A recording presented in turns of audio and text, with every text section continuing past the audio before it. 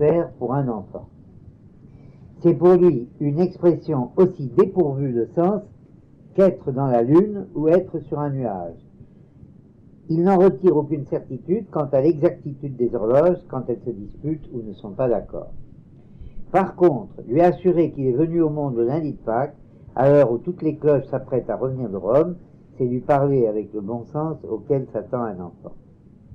Car on vient au monde en venant d'ailleurs et en allant autre part. Le monde est une halte plus ou moins durable, avec des noms pour s'appeler, des chaises pour s'asseoir, des jambes pour grimper aux échelles, des mamans pour vous raconter de belles histoires. On vient au monde et l'on s'en repart avec ses parents quand ils l'ont décidé et avec ce qu'ils ont mis dans votre cartable ou seul et sans qu'on s'en aperçoive aussitôt pour la bonne raison que personne ne vous a dit au revoir. C'est en tout cas ce que se disait un petit garçon nommé Timothée, très content de son prénom, très fier de ses grands-parents, lesquels vivaient dans un village de paysans au pied d'une montagne et avaient un coq, une poule, un lapin, un mouton, un âne. Timothée était très heureux d'être venu au monde. Il aimait beaucoup aller chez ses grands-parents qui lui promettaient qu'il aurait, quand il serait grand, un régiment de cavaliers à commander avec le grade de colonel et une automobile pour lui tout seul. Une unique chose préoccupait un peu notre garçon. Le matin, au réveil, le gros mouton, derrière les fils de fer de son enclos, lui demandait « Bonjour, Étoile, as-tu bien dormi cette nuit ?» La poule lui gloussait « Bien le bonjour, Étoile, as-tu fait de beaux rêves cette nuit ?» Et de même, le coq, le lapin et l'âne, vaguant dans l'enclos, au lieu de l'appeler Timothée, lui donnaient le nom d'Étoile. Le soir, avant de se coucher, quand il allait les caresser, il lui souhaitait avec bonhomie « Bonne nuit, Étoile, que paisible soit ton sommeil !» Ses grands-parents à qui le garçon se confia le rassurèrent avec des mines tout attendries. Premièrement, lui expliquèrent-ils, un âne est un ignorant, il ne sait rien, il ne peut donc pas connaître ton prénom. Deuxièmement, les bêtes disent tellement de bêtises que personne ne fait plus attention à leur jargon. Tertio, il est bien vrai que tu brilles. Tu brilles par ton bon cœur, par ton bon sens, par ton bon appétit. Tu resplendis pour tes grands-parents, mais pas comme une lointaine étoile, comme un brave petit Timothée, en plein jour et non en pleine nuit. Ils sermonnèrent leurs animaux qui se le tinrent pour dit, sauf le mouton. Chaque matin et chaque soir, quand il était sûr que ses maîtres n'étaient pas dans le voisinage du carré d'herbe où il paissait, le gros mouton tout rembourré de laine lui bêlait de sa douce voix chevrotante « Tes grands-parents n'ont plus l'oreille sûre et encore moins de bons yeux. Il n'y a pas beaucoup d'étoiles comme toi, mon petit. La première levée, la dernière couchée, veillant malgré toi à ne troubler aucun silence, à ne faire de bruit, à ne pas faire peur à une fourmi ou à une fleur. » Il ne plaisait pas outre mesure à Timothée d'être une étoile. Il aurait bien voulu ne pas prendre les affirmations du mouton au sérieux. Certains faits, néanmoins, l'obligeaient à se demander si ses grands-parents ne lui cachaient pas la vérité. Aujourd'hui, réclamait-il à son grand-père, je m'ennuie quand même un peu. Je voudrais que tu m'achètes un jeu de quilles. Moi aussi, répondait le grand-père, je voudrais avoir chaque jour un nouveau jouet. Mais le Seigneur en a décidé autrement. Il m'a juste donné de quoi me nourrir, moi, ma femme, mes enfants et mes petits-enfants. Va donc voir au poulailler si la poule a pondu un œuf. Mamie, faisait-il, mine de rien à sa grand-mère, quand un enfant est désobéissant, pourquoi ne lui gifle-t-on pas le derrière? Le bon Dieu, répondait la grand-mère, ne veut pas qu'on punisse la désobéissance comme si c'était un péché. Lisant le journal ensemble, après le dîner, les grands-parents s'exclamaient à haute voix. C'est terrible, une bande de 3 criminels s'est encore évadée d'une prison hier. Ils ne sont peut-être pas très loin de chez nous. Ils ne se disputaient jamais sur rien. À midi, cependant, tous les jours, ils se faisaient un petit reproche sur la salade. La salade se fait à l'œil, assurait le papy. Elle se fait à l'ail quand elle est tendre, rétorquait la mamie. Mais quand elle est dure, elle se fait à l'oignon.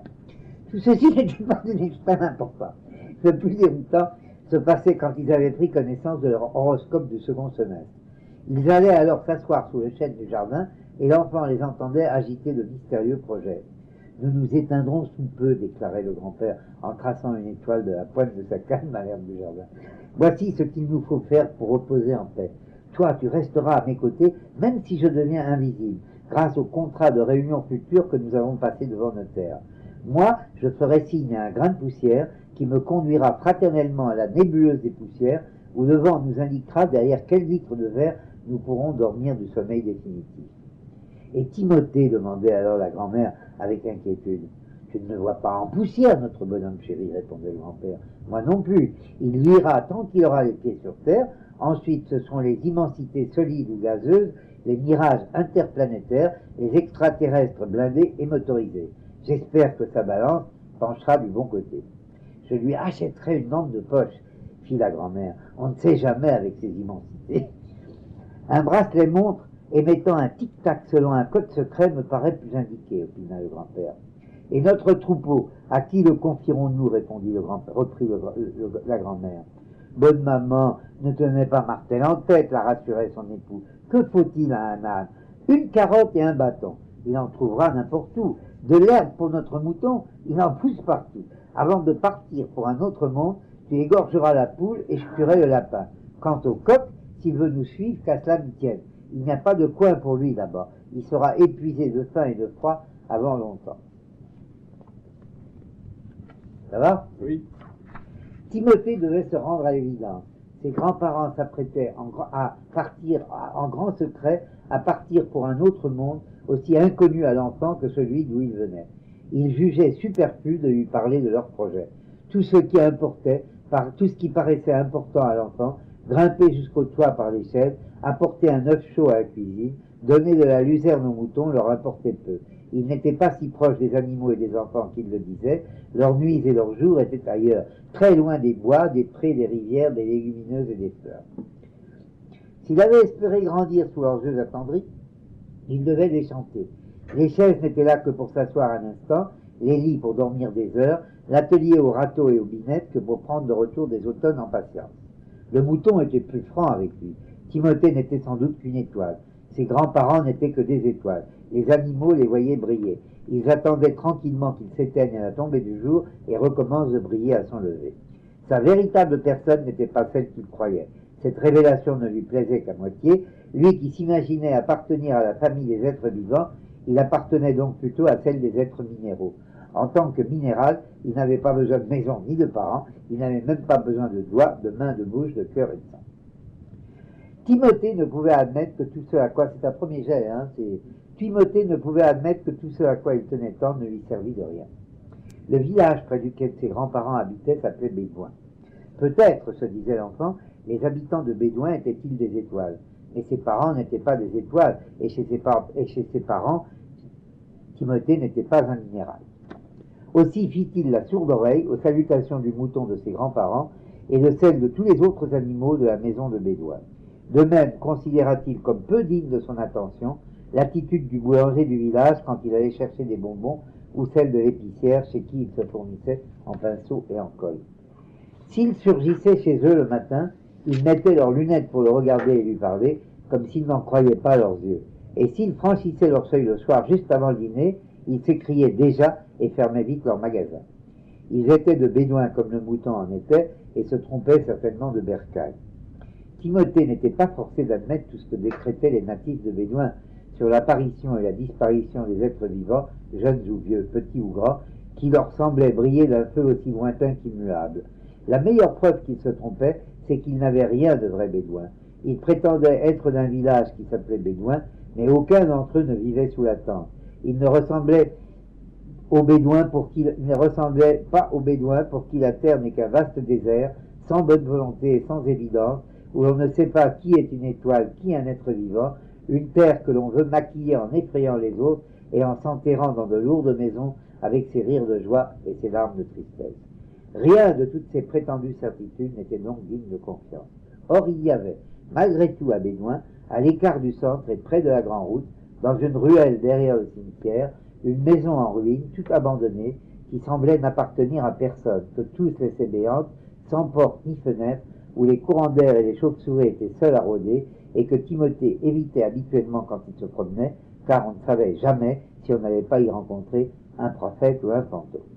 C'est là pourtant qu'il se rendit d'un pas ferme, un matin que le mouton de ses grands-parents lui avait bêlé d'un ton émerveillé. « Bonjour, étoile, si tu m'apportais une paire de lunettes, je pourrais te voir briller parmi les rayons de soleil. » Il se dirigea par là-bas comme on marche dans le désert, sans savoir d'où lui venait cette volonté et sans chercher à la deviner. Tout au plus s'était-il souvent demandé si on laissait cette maison debout pour qu'elle fût habitée. À sa grande surprise, l'enfant aussitôt franchit le seuil de la ruine et aperçut un homme couché sur une litière de paille et profondément endormi. L'homme ne fut pas long à sortir de son sommeil. Sans que l'enfant n'ait prononcé le moindre mot, il ouvrit les yeux, se leva complètement réveillé et sourit. Timothée découvrit alors qu'il avait devant lui un vrai bédouin, un farouche habitant du désert, vêtu d'un long manteau de laine grise sans manches, lui descendant jusqu'aux sandales, boutonné au cou et surmonté d'un capuchon qui se rabattait sur son visage mat, à la peau sèche comme du parchemin. « Je ne pensais pas te rencontrer si vite, lui fit le bédouin en ramassant dans la paille un turban d'étoffe foncée. Que sommes-nous, après tout? Des grains dispersés dans l'infini, de la semoule de sable ou de riz qui a été éparpillée entre les astres et que seul le hasard ou le temps vont se rassembler. » Et comme l'enfant paraissait déçu, inébranlable dans sa déception, le bédouin ajouta: « Ce que je t'apprends là ne doit pas te désespérer, au contraire, les étoiles sur la terre ne sont bonnes qu'à être balayées. Certes, ce sont des cristaux abandonnés, des cristaux de neige ou du givre, mais nous ne sommes pas sur terre, nous sommes dans le ciel, nous faisons partie du royaume céleste. Et si tu es incrédule, je te montrerai le bon Dieu, le paradis et l'enfer, les anges, les saints, ainsi que les quelques diablotins qu'on est obligé de faire garder par des militaires. » Un peu de doute se lisait encore sur la physionomie de Timothée. Le bédouin lui demanda de sortir de la maison en ruine avec lui. Dehors, il lui montra du doigt et du menton la ruelle. « Va !» lui ordonna-t-il. Le premier, étonné par sa réaction, l'enfant en répondit en bêlant: « Bé, bé, où dois-je aller ?» Le bédouin répéta plusieurs fois son commandement. Chaque fois, Timothée répondait involontairement, en gloussant comme une poule, en chantant comme un coq, en braillant comme un âne. « Où dois-je aller ?» Le bédouin l'écoutait avec la plus grande patience. À la fin, il lui dit: « T'ai-je ordonné, va, Timothée? Je t'ai dit seulement va. Tu aurais dû me demander qui doit aller. Car s'il était certain que tu sois Timothée, tu ne m'aurais pas répondu en bêlant et en braillant. Maintenant, je vais te donner un autre ordre. Éclaire-nous une maison très obscure dans le village, qui se trouve là-bas à 1 heure de marche de bédouin. » L'enfant voyait nettement la maison que lui désignait le bédouin, mais quant à l'éclairer, il n'était pas assez sûr de lui pour y parvenir. Son sourire s'effaça, il devint pensif, sombre et attristé. « À la bonne heure, fit le bédouin sans se départir de son calme. Tu t'es assombri, tu es même terne. Il fait jour à présent.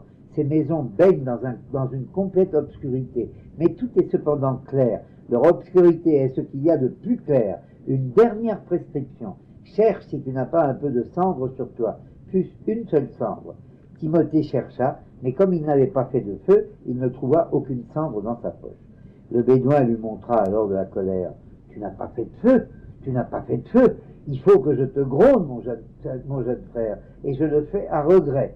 Le bon Dieu veut être éclairé sur ce qui n'est pas clair aussi bien que sur ce qui est clair. Sache une chose, mon petit, tu ne luis pas comme tu veux. Tu ne luis que quand le bon Dieu le veut, et à l'endroit où il veut que tu luises. La terre, cette boule infiniment ronde et grosse, n'est qu'une bille de verre pour lui. Sur cette bille de verre, tu pouvais prétendre t'appeler Timothée, mais pas dans l'infini de sa divinité. À présent, nous allons voir si les anges te reconnaissent comme un des leurs. Ça va? Oui. C'était jour de marché. Et toi? C'était jour de marché. D'un bout à l'autre des rues du village, les étalages avec les balances sans cesse tarées se touchaient, regorgeant de prêches, de tomates, de melons et de courgettes, que les estivants formant cohue, brunis par le soleil et agiles à se faufiler, se faisaient peser. « Vous les avez ratés, » dit un marchand au bédouin, devinant que celui-ci cherchait. Qui celui-ci cherchait? Les anges sont venus, il n'était pas 6 heures, mais ils ont trouvé les citrons trop jaunes et les figues trop violettes. Ils sont allés se plaindre à notre père. « C'est Saint-Jacques, » chuchota le bédouin à Timothée. « Rien de ce qu'il dit n'est très fondé. Ce n'est pas un petit saint comme lui qui nous fournira le renseignement nécessaire. Allons chez Saint-Gilles. » Ils s'en furent chez le garagiste. Tout auréolé qu'il fût de son âme, Saint-Gilles portait un bleu de travail et avait les mains pleines de cambouis. « J'aurais pu passer mes jours à courir les balles et à compter fleurettes au tendron. N'ai-je pas mieux fait de réparer les voitures ?» dit-il aux visiteurs en les prenant à témoin. Puis, à leur question, Vos anges, ils sont à l'entresol du ciel, en train de faire semblant de nettoyer la voie lactée. Et son nez disparut de nouveau sous le capot d'une voiture. Le bédouin poussa vite Timothée hors du garage. Tu as vu son cocard? Il a reçu un coup de poing dans la figure. Il n'est pas dans les petits papiers du miséricordieux. Allons plutôt voir si nos saints ne sont pas en réunion chez eux. Faisant demi-tour, ils se rendirent à la maison de retraite. À peine franchi le hall, ils aperçurent les évangélistes dans le recueillement du silence et de l'abnégation. Il y avait là, assis sur des bancs ou dans des fauteuils roulants, faisant grise mine à la chute des météorites et à l'aveuglement terrestre, tout en brillant discrètement, Saint-Yves et Saint-Théophile, Sainte-Thérèse et Sainte-Dorothée, les deux Saint-Antoine et l'un des deux Saint-François, ainsi que plusieurs saints locaux. Les uns avaient renoncé à leurs parents, à leur vélo, à leurs vidéocassettes, alors qu'ils étaient encore gamins pour rejoindre le firmament. Les autres étaient véreux, dévoyés, indignes, vils et concupiscents depuis de longues années, lorsque la voix du Seigneur s'était révélée à eux. Vous tombez mal, mes très chers frères, dirent les saints aux Bédouins et à Timothée. Le bon Dieu n'est pas bien en ce moment. Il est sujet à des changements d'appréciation. Sur l'âge de raison, sur le paiement par chèque, sur les portes blindées. Savez-vous ce qu'il vient de faire? Il a semé de fraises l'espace sidéral, et plus particulièrement au-dessus des pays athées. Les brebis galeuses n'ont plus qu'à se baisser pour en cueillir à volonté. Nous avons prié toute notre vie pour un résultat qui ne favorise pas du tout les défavorisés et qui encourage toutes les ruses. Les anges que vous cherchez sont en train de s'échiner pour poser partout des clôtures. Trouver enfin les anges ne fut pas difficile. Ils étaient effectivement occupés à clôturer l'espace sidéral, mais dans le ciel, cela signifiait faire des trous, percer des orifices. Armés de cignoles pointées sur l'atmosphère, les vilebrequins levés en l'air, couchés derrière un marteau-piqueur comme derrière une mitraillette, les chérubins choyés de Dieu pour leur faculté d'obéissance, se plaçaient devant des points de l'espace sidéral repérés par un défaut de remaillage et les perforaient. Voici ce qui attend les étoiles qui veulent se sucrer les fraises, grognaient-ils en soufflant dans leurs mains. Elles tombent dans les mailles de la grille et à Dieu la demeure céleste. De loin, les anges ont une réputation de dévouement mutuel et de civisme quasi familial. Mais rencontrés dans le ciel, ils sont autoritaires et critiquent tous ceux qui n'ont pas d'ailes et qui, tout en étant des étoiles, veulent rester des étoiles masculines ou féminines. Se poussant sur le terrain au-dessous de leur perceuse, ils firent à Timothée: tu vois là-bas ce cimetière, un peu plus loin que la maison que tu n'as pas vu s'écrouler. On appelle tombes les cratères où les étoiles sont enterrées. Pourquoi les appelle-t-on ainsi? Tout simplement parce que les étoiles qui y gisent sont tombées par les trous que nous avons creusés dans le ciel. Quelle que soit l'attraction que la Terre peut avoir pour elle, une étoile doit rester sur son orbite. Elle ne doit pas s'imaginer être une jeune lune belle et coquette sous prétexte d'une pluie de fraises. Une étoile doit avoir sa place fixe dans une constellation et rester à sa position. Ça va encore ou je... Et s'il en est ainsi, s'il en est que les fraises omnubiles, nous devons nous débrouiller sans elles. Seras-tu capable de compter jusqu'à 10 000, tu ne réussirais pas à dénombrer toutes celles que la tombe a évaporées. Sans parler des étoiles filantes, fit le bédouin. Les anges lacèrent leurs outils et entourèrent l'enfant. Prends un ordinateur, firent-ils au bédouin, et explique-lui en quoi consiste son devoir. Ensuite, tu le conduiras au bon Dieu. Le bédouin montra à Timothée dans le ciel qui était vaste et silencieux comme un désert infini, un point qui paraissait incommensurablement éloigné. Tu ne quitteras pas Bédouin, lui assura-t-il. Tu luiras dans le canton septentrional de l'espace stellaire de la commune. Tu y occuperas le point gamma. De là, tu éclaireras tout ce qui restait obscur dans le firmament. La moindre noirceur d'un moucheron, la plus infime tache sombre sur une tuile, devra te fasciner au point que tu braqueras sur elle tout le faisceau de ton rayonnement. Tu dirigeras un pinceau de lumière avec toute ton ardeur sur le zinc, sur le plomb, sur le minium, la peinture fraîche, les réverbérations. C'est ton devoir d'étoile d'éclairer les déguisements du clair-obscur. Il y a, dans l'atmosphère de la commune, des quantités de globes qui ressemblent à la Terre, qui se disent terrestres, en plus gros ou en plus petit, en moins arrondis, en plus ovalisés. Ce sont des ballons ou des tonneaux. On ne sait s'ils tournent autour du Soleil ou s'ils ont une orbite à eux. Tu vas surveiller leur trajectoire et les avertir qu'ils sont surveillés. Le bon Dieu n'avait pas d'habitation connue dans la commune, mais il y avait son bureau. Ce bureau se trouvait dans une carrière, mais pas dans la modeste carrière de sable et de pierre calcaire qui payait les grosses contributions du village, dans l'énorme carrière désaffectée de terre rouge argileuse qui s'étendait à perte de vue au fond de la vallée et de ses ravinements au-dessous du chemin de la Madeleine, qu'on connaissait très mal et qui ne figurait pas sur les cartes de géographie, mais qui existe néanmoins. Personne ne savait à quoi servait cette terre rouge répandue à profusion dans cette partie du ciel, sauf que le bon Dieu la jetait brutalement et sans prévenir comme de la poudre à ceux qui sentaient mauvais où qu'ils fussent. Sentir mauvais, cela signifiait pour le bon Dieu sentir la mairie, c'est-à-dire l'habitude de rêver à des permis et d'en réclamer, de faire publier des bans, de prendre connaissance des arrêtés, de contester pour un droit de propriété, bref, de prendre le maire pour un ange ou un juge, et de hanter la mairie comme le plus sélect, le plus commode des salons. Même le bédouin, tout détaché qu'il fût des faux semblants terrestres, avait reçu de la poudre rouge aux yeux un jour qu'il était venu se prosterner devant le bon Dieu, sans lui avouer qu'avant de se réveiller, il avait rêvé dans son sommeil de meubles en noyer lui appartenant dans un beau gratte-ciel loué pour sa famille. Je te conseille, fit le bédouin à son compagnon, de ne pas faire semblant d'être déjà complètement une étoile, si tu te sens encore un garçon nommé Timothée. Il n'y a rien que le bon Dieu déteste tant qu'une créature se dispensant de sincérité. Rappelle-toi aussi que personne n'a jamais été pendu par lui à cause d'un aveu. Le bon Dieu était beaucoup moins sérieux que ses milices du ciel. Son bureau n'était qu'un grenier. Le plancher, les tables, les étagères étaient couverts de grains de toutes sortes, grains de blé, grains de foin, grains de tornade, grains de colère, grains de beauté. Vêtu comme un grenier, avec un pantalon de velours et des snowboots, une chemise de coton quadrillée et colorée comme un damier, et un chapeau de paille sur le crâne, il semait ses graines dans l'argile de la carrière, dans une terre rouge et toute desséchée, qui était faite pour tout sauf pour être ensemencée.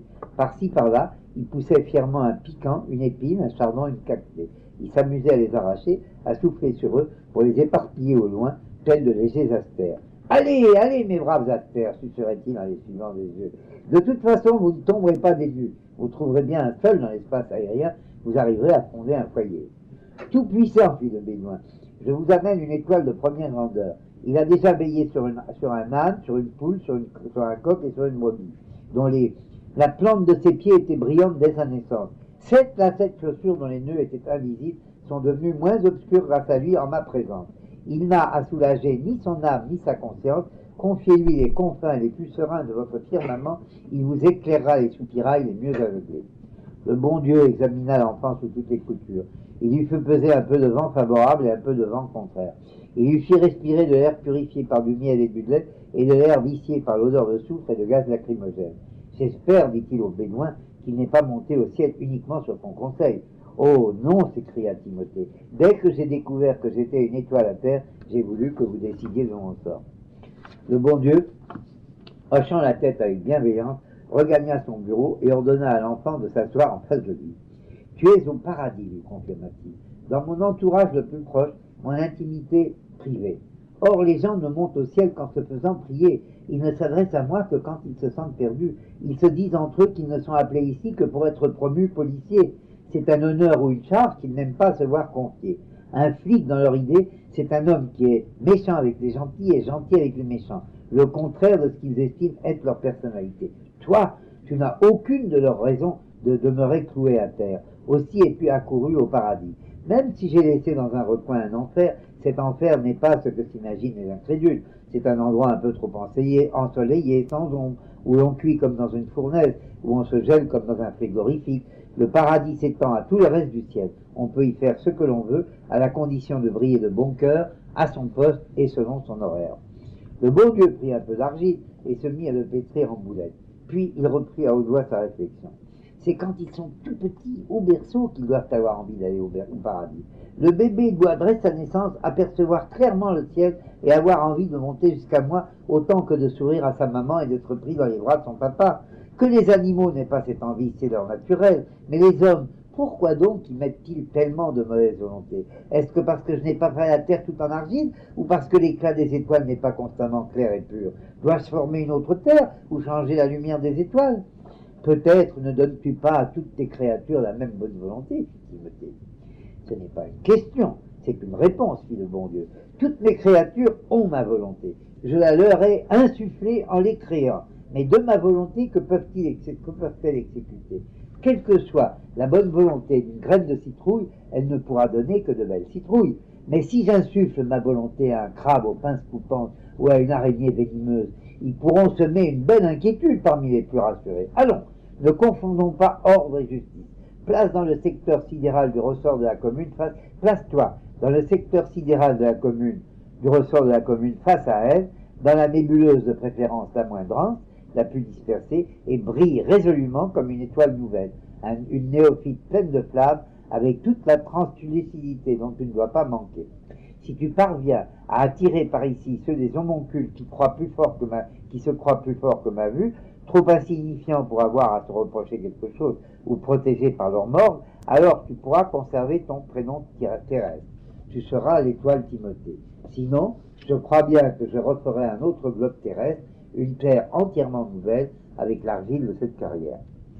Le bon Dieu prit une sarbacane, il fourra une fléchette, souffla dans le tube de la sarbacane et demanda à Timothée de suivre exactement comme l'air la fléchette sortie du tube. Timothée prit de la sorte place dans le ciel à la position que le bon Dieu avait choisie pour lui. Sa grande crainte, quand le mouton de ses grands-pères avait reconnu sa nature astrale, sa grande crainte de devenir réellement une étoile, c'est-à-dire un quelconque bloc de fer sidéral et sidéré, immobile et froid, qui ne sent rien, qui ne bouge pas, qui émet des ondes, qui est seul sans amis et sans parents. Or, il sentait tout ce qu'il ressentait sur Terre, avec encore plus de conviction. Si distant qu'il fût, s'il partageait les impressions des habitants de Bédouin beaucoup plus qu'avant. Ses mouvements étaient différents, ils étaient beaucoup plus lents, il devait faire une sorte de tour sur lui-même pour s'allumer et pour s'éteindre, mais c'était des mouvements. Enfin, il n'était pas seul, loin de là, des myriades d'autres étoiles clignotaient sans cesse autour de lui, avec des preuves luisantes et reluisantes de similitude, de sympathie et d'entre-genre. Le jour, il n'avait rien à faire, ou plutôt, comme une dizaine de boules de feu occupaient le ciel comme autant de soleils cachant la terre, il devait éviter d'être brûlé par les étincelles de leur fusion. Avec la tombée de la nuit, la tâche de Timothée commençait. Il devait briller de son mieux, le plus fixement possible, en éclairant son territoire d'espace dormant et en réglant son rayonnement pour illuminer le point le plus obscur de son district sidéral, celui qui était peut-être le point le plus obscurément obscur de tout le firmament. Tu auras du travail pour des myriades de siècles, lui avait assuré son guide bédouin une fois son devoir exécuté. Or, dès son poste rejoint et la priorité de ses consignes bien admises, voici ce que notre étoile découvrit. La clarté des mondes solaires est si aveuglante que personne, ni au ciel ni sur terre, n'était vraiment visible pendant la journée. En plein village de Bédouins, les créatures les plus soumises à la volonté divine tâtonnaient, les yeux ouverts, trébuchaient, se cognaient au mur comme des aveugles. Quant aux étoiles, leur existence céleste était nulle, leur irradiation était nulle, même leur absence était nulle. Leur abondante, innombrable semence avait fondu dans un océan de lumière. Personne ne pensait à elle, même le bon Dieu, quand il était dehors, pataugeait dans son argile, oubliant ses créatures stellaires. Il ne se rappelait de Timothée que de retour dans son bureau, quand penché sur ses archives, il recensait ses galaxies et s'assurait que chaque étoile avait, comme n'importe quel autre des êtres, son siège sur la map monde et que celui de Timothée était bien à sa place, fixe comme le siège des autres. L'étoile Timothée ne devait pas se contenter de se repérer sur l'exemple des autres équipes de constellation. Elle paraissait inactive, mais peut-être avait-elle tout simplement rempli leur travail. Aussi ingrat qu'était l'apprentissage en plein éblouissement du jour, c'était pendant cet aveuglement qu'il fallait, pour un nouveau météore, apprendre de ses collègues, Sirius, Aldébaran, la Grande Ourse, la Polaire, Éridan, Bételgeuse, Orion, comment ils avaient ouvert et fermé certaines portes du ciel à la lumière, fait couler certains de leurs regrets sur les violences à grande distance, et rendu prudents les sceptiques, aussi bien les incrédules que les incrédules par leurs émissions. Passer du jour à la nuit dans cet esprit de coopération franche et vigilante et de cordiale mutualité entre étoiles de toute grandeur et de toute tentation de somnolence ne représentait pas de réelles difficultés. Aussi, dès sa troisième nuit de garde, l'attention de l'étoile Timothée fut immédiatement attirée par la plus surprenante, la plus spectaculaire des scènes.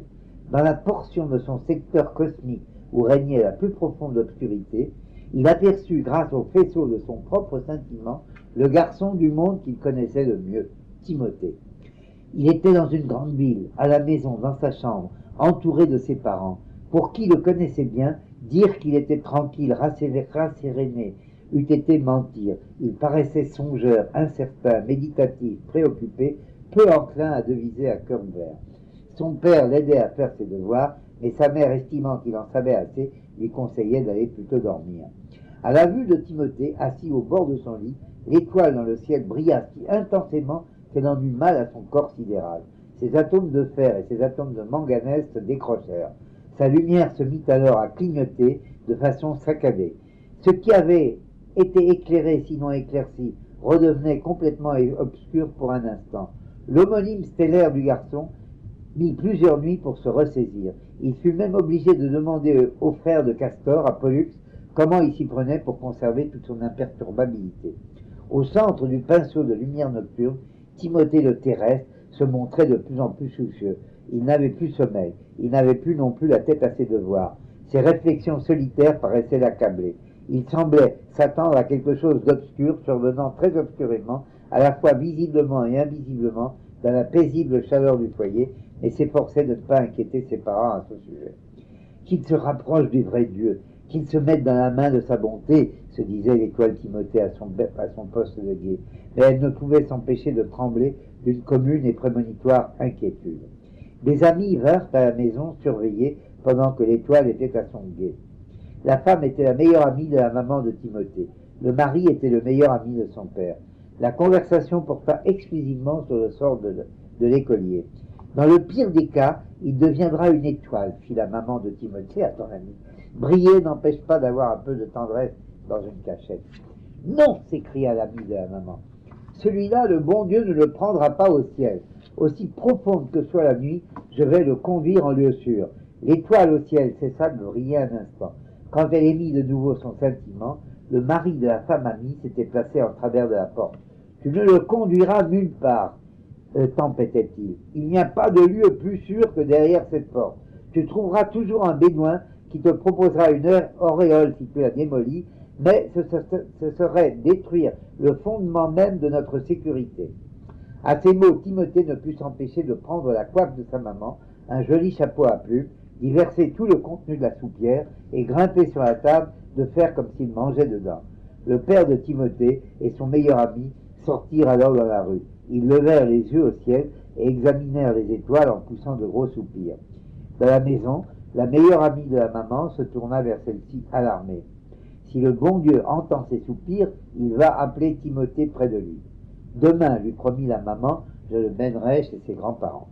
Il y avait dans le ciel d'autres étoiles éparpillées dans le même hémisphère et qui avaient assisté elles aussi à cet événement.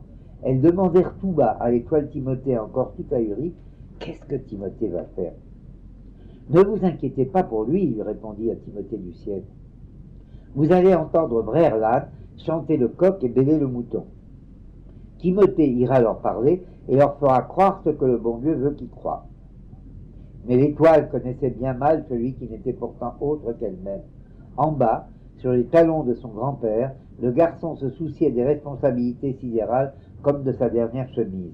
La désobéissance des animaux de la ferme à l'appel de celui qui régnait dans le ciel ne le préoccupait pas du tout. Il piquait sa fourche dans la luzerne, il creusait la terre, il la binait, il plantait du gazon, il semait des haricots. Il se faisait fort de grandir sur terre, de dormir la nuit, de travailler le jour et d'agir à sa guise. Il avait, lui aussi, vite découvert les ruines de la maison abandonnée derrière le cimetière, et plus hardi encore que le Timothée monté au ciel, il s'était promené aux alentours au milieu de la nuit, à minuit, pendant que tout le village était endormi. Quand le bon Dieu dans son bureau avait vu sortir de la maison en ruine un lézard, puis une chauve-souris, puis un hibou, et même un porc-épi, bâillant et se déboutonnant, il avait d'abord sanctionné en personne ce manquement. L'étoile Timothée avait instantanément perdu une onde ultraviolette et un rayonnement infrarouge. Puis le bon Dieu avait solennellement averti toutes les constellations de toute la sphère céleste qu'il ne tolérerait aucune déception. Tant que durait la nuit, l'étoile Timothée pouvait veiller sur son insouciant homonyme. Mais il suffisait que le bédouin qui connaissait le chemin du ciel vînt détourner le garçon pendant le jour pour que l'étoile soit tenue dans l'ignorance. Alors le corpuscule planétaire se mit à trembler. Tous les astéroïdes tremblent la nuit en éclairant les ténèbres, car ils savent trop bien ce que le maître du monde veut et combien dans son bureau de bédouin il est encore plus intransigeant que dans son foyer. Mais l'étoile Timothée tremblait pour Timothée, son alter ego. Elle tremblait pour lui de tous ses atomes, de toutes ses molécules. Elle le voyait incompris de ses parents, délaissé par ses amis, grugé par un bêlement, abusé par ses propres yeux, son élan vers l'avenir le plus spontané. Dans la nuit pâlissante, elle vit distinctement les saints se diriger vers la place du marché, placer les tréteaux de leurs étalages, trimballer les cageots de fruits. Les anges, avant de réparer la chaussée, s'arrêtaient un instant devant les boutiques de mode et souriaient presque hilars aux jupes, aux jupons, aux chandails et aux blouses, comme à des imitations de jolies créatures. Si on a besoin d'une étoile, dans la zone de la galaxie la moins bien lotie, se dit Timothée du ciel, on ne va pas tarder à venir chercher mon duétiste. Et gare à lui s'il brille par la bêtise ou la fanfaronnade plutôt que par son absence. Le jour se leva. Pendant le jour, le bon Dieu ne s'occupait que de renifler la mairie de besoin. Il se demandait pourquoi elle sentait si mauvais, si c'était à cause du diable ou de la carrière de pierre calcaire exploitée par des Anglais, à cause de la rue des Auvergnats ou de la rue du Toit aux Chats. L'étoile eut beaucoup de mal à se libérer de l'orbite parfaitement circulaire que le bon Dieu lui avait tracée. Un délestage pour aller vers le haut, une pesée de l'épaule pour filer le bas, rien n'y fit. Par chance, les anges jardiniers du ciel, interprétant de travers les volontés divines, s'étaient abstenus de tailler un immense clémentinier, dont les fruits avaient une saveur incomparable, appréciée par tous les connaisseurs. Un vigoureux rameau de ce clémentinier était parvenu à atteindre le point le plus zénital de la voûte céleste. L'étoile descendit le long de cette branche, comme bondit un écureuil, et toute rouge de sa témérité surgit devant Timothée. L'enfant était en train de parler en bêlant avec son ami le mouton. C'est le ciel qui t'envoie à moi, demanda-t-il plein d'espoir à l'étoile. Détrompe-toi, répliqua l'étoile, pleine d'affection pour elle-même. Je suis venu te prévenir avec tes propres pieds, et c'est avec ta propre voix que je te préviens. Le ciel est entièrement fait avec de l'argile, de la terre rouge de Bédoin. Si tu veux briller, tu pourras briller à ton aise, que tu saches écrire et compter ou que tu ne saches rien. Le bon Dieu t'indiquera ta constellation à côté de la lune, tu lui éclaireras la nuit les graines de mauvaises herbes et les graines de tournesol. Le jour, par respect pour le soleil, tu demeureras éteint. Mais à chaque point noir dans toute cette argile, à chaque sable mouvant, obscur et peu visible, à chaque brusque éboulement, tu te mettras à trembler irrépressiblement. Les Bédouins et autres habitants des villages voisins dormiront tranquilles, reliés aux anges par téléphone. Mais toi, tu trembleras de plus en plus intensément, comme un drapeau au vent, un pétochard, tu montreras ta confusion, ton aveuglement. Je connais un jeu compliqué où tu peux briller à ta façon. Il faut se cacher de toutes les maisons où qu'elles se trouvent. Jouons à ce jeu et ne nous séparons plus. La fin peut être ennuyante. Pour être compliqué, le jeu l'était. Il ne suffisait pas d'être invisible des maisons. L'étoile resta vaguement étoile, c'est-à-dire enduite de brillantine, et le garçon le dos au mur, jusqu'au matin où le duo eut l'idée de saluer le mouton en lui demandant « Bonjour mouton, tu n'aurais pas vu Timothée ?» Ce n'était pas une lueur de bon sens, ni même une idée très lumineuse, c'était un pavé dans la mare aux solutions astronomiques. Mais il fit son effet. Il éclaira aussi Timothée sur ce qu'il n'était pas, ce qu'il ne voulait pas être, une nébulosité tourmentée, chassée de la terre par le soleil, chassée de lui-même par l'incandescence solaire, souffrant à en devenir un ovni, fuyant le doute et se refroidissant dans sa fuite, jusqu'à se laisser persuader par lui-même d'aller briller loin et haut dans la voûte céleste, de façon que tous les hôtes de la terre, aussi bien les anges et les saints que les microbes ou les animaux à sang froid, puissent seulement, en levant les yeux au ciel et la nuit, voir briller sa désolation et sa nostalgie. Alors je le lis d'abord en allemand, hein. Excusez-moi, ça va être très compliqué parce que c'est du vieil allemand. Mittag. Auf, Freunde, lasst uns zu der Tafel eilen, indem die Sonne ins Himmelmittel fällt und der von Hitz und Arbeit matten Welt sucht ihren Weg und unseren Tag zu teilen. Der Blumenzier wird von den Flammen feilen, zu Art versehrt das ausgedörrte Feld, wünscht nach dem Tag, der Schnitter nach dem Selbst. Kein Vogel klagt von seinen Liebeszeilen. Ist herrscht das Licht, der schwarze Schatten fleucht, in eile Höhle, in welche sich verkreucht, den Schand und Furcht sich zu verbergen zwinget. Man kann dem Glanz des Tages ja entgehen, doch nicht dem Licht, das so wird immer stehen und sieht und riecht und hell und Grund durchdringen. Midi. Assez, amis, allons nous mettre à table. Au cœur du ciel, le soleil a fait halte. Et face au monde épuisé de chaleur, veut partager le jour et son chemin. Les belles fleurs, par les flammes, par les flèches de flammes, sont trop brûlées, et le champ desséché.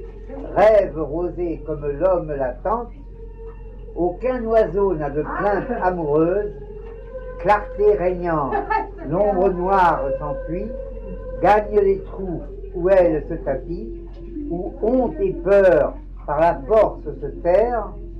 On peut bien fuir la lumière du jour, mais non le feu, qui, où que nous soyons, nous voit, nous juge et perce en fer et tombe. C'est une merveille, hein? C'est un beau poème. J'ai essayé de trouver celui du docteur qui, sur son... Cette dame s'appelait Katharina Regina von Greifenberg et fut une grande baronne. Elle a écrit un poème absolument extraordinaire que mon traducteur a très bien traduit, Max Petit. Wiedertritt. Unglück ist mein tägliches Brot. Ach, was Freunden Hungernot. Lieber lieb ich Hungersnot, als ich iss solch täglich Brot. Deuxième couplet. Täglich stürmen auf mich ein Bosheit, Unlust, Einsamkeit. Doch versucht die Einsamkeit, was mir gibt der Himmelheim. Troisième Contrerime. Oft treibt mir das Unglück alle Lust und Freund zurück. Doch treibt wieder oft zurück Herz und Mut das Unglück. Et quatrième Contrerime qu'il a très bien traduit.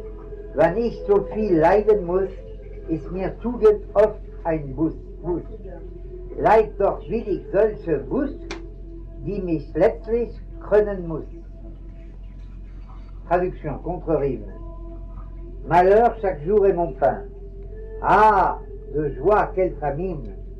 Mieux vaut souffrir, mieux voudrait souffrir famine que de manger de ce pain. C'est génial.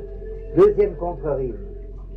Contre moi toujours conspire haine et peine, solitude, adoucis ma solitude le don que le ciel m'inspire. Troisième contre-rime. Plaisir et joie, le malheur, souvent loin de moi les chasse. À nouveau ma force chasse, loin de mon cœur le malheur. C'est beau, hein?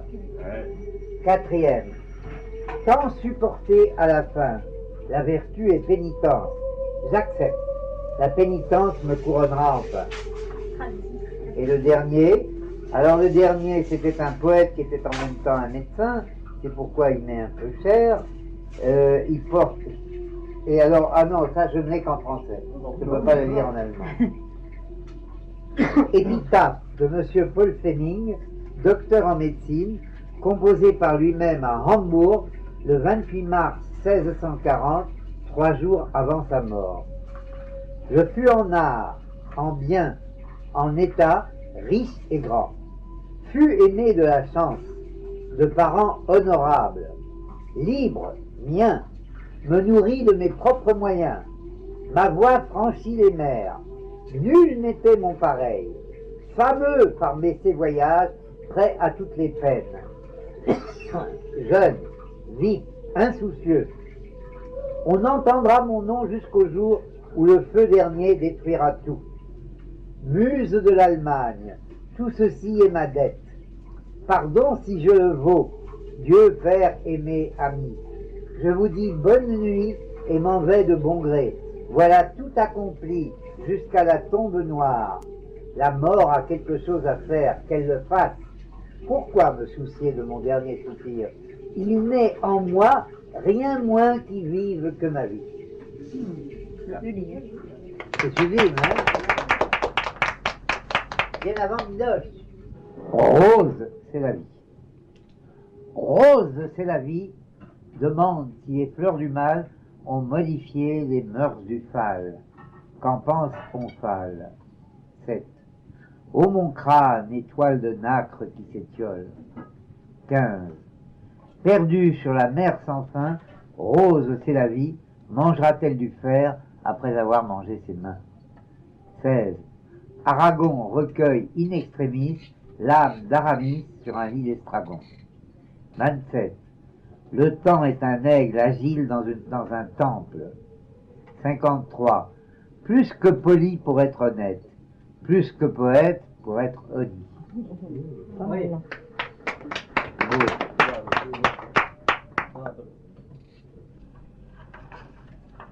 Ah, je vais vous traduire tout à l'heure. So schwer die Kunst bleibt, ist immer Gunther einen untadeliger Hochmeister. Oh. Ah. Meister. Alors, aussi difficile que soit l'art, Gunther est toujours un incomparable maître. Il se cache, il veut.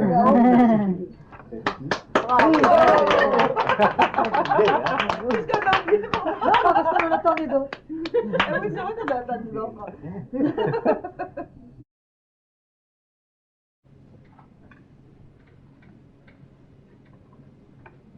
Alors, tu disais ne pas connaître beaucoup le poète cubain Nicolas Guillen. Il a pris une part importante à la lutte contre le franquisme, à la défense de la République espagnole. Et voici un de ses poèmes traduit par Claude Souffon. Enfin, il faut que je boive un petit peu.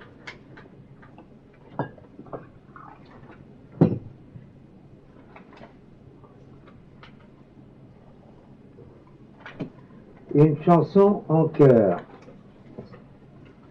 Nous connaissons tous le chemin, et nos fusils sont bien graissés. Maintenant que nos bras sont prêts, partons. Peu nous importe de mourir, car mourir est bien peu de choses. S'il faut vivre en étant esclave, à la fois libre et prisonnier. Certains, oui, meurent dans leur lit, toute une année agonisant. Mais d'autres meurent en chantant avec 10 balles dans le cœur. Nous connaissons tous le chemin et nos fusils sont bien graissés. Maintenant que nos bras sont prêts, partons. Marchez, marchez, il faut marcher gravement dans l'aube qui naît et nous entoure. Nos durs souliers, en résonnant, diront au bois tremblant, c'est l'avenir qui passe. Nous nous perdrons dans le lointain, notre sombre corps s'effacera, mais cependant à l'horizon, notre voix vibrera entière comme un rêve. Nous connaissons tous le chemin et nos fusils sont bien graissés, maintenant que nos bras sont prêts.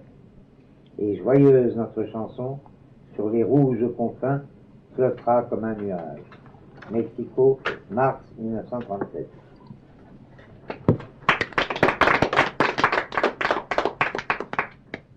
Tu en lis un de quoi? Ah non, vous en avez lu assez, non?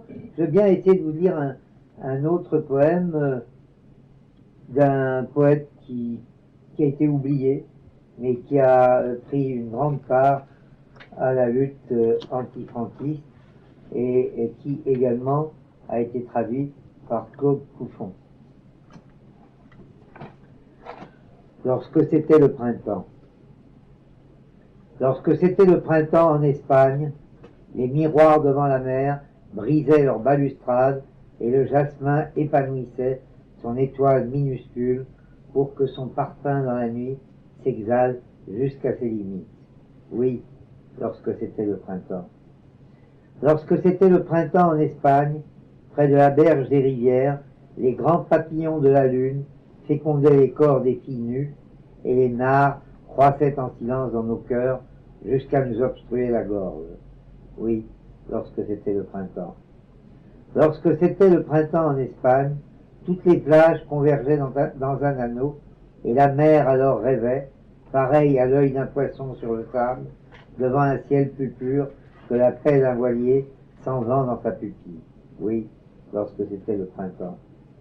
Lorsque c'était le printemps en Espagne, les oliviers tremblaient, ensommeillés sous le sang bleu du jour, tandis que le soleil roulait du pelage séduisant des taureaux vers la parcelle de jachère, fraîche, remuée par la langue brûlante de la houe. Oui, lorsque c'était le printemps. Lorsque c'était le printemps en Espagne, les cerisiers en fleurs se clouaient d'un seul coup contre la terre et les lèvres grandissaient comme l'écume en quête avide d'une aurore, jusqu'à laisser notre corps dans leur dos, pareil à l'eau modeste d'un ruisseau à sa naissance. Oui, lorsque c'était le printemps. Lorsque c'était le printemps en Espagne, tous les hommes se dépouillaient de leurs morts, et sûrs d'eux-mêmes s'étendaient ensemble sur la terre, jusqu'à en oublier le temps, et le si faible cœur par lequel ils brûlaient. Oui, lorsque c'était le printemps. Lorsque c'était le printemps en Espagne, je cherchais dans le ciel, je cherchais les traces si anciennes de mes premières larmes, et toutes les étoiles soulevaient mon corps, toujours allongé sur le même sable, comme elles soulevaient le parfum nocturne et si lent des magnolias.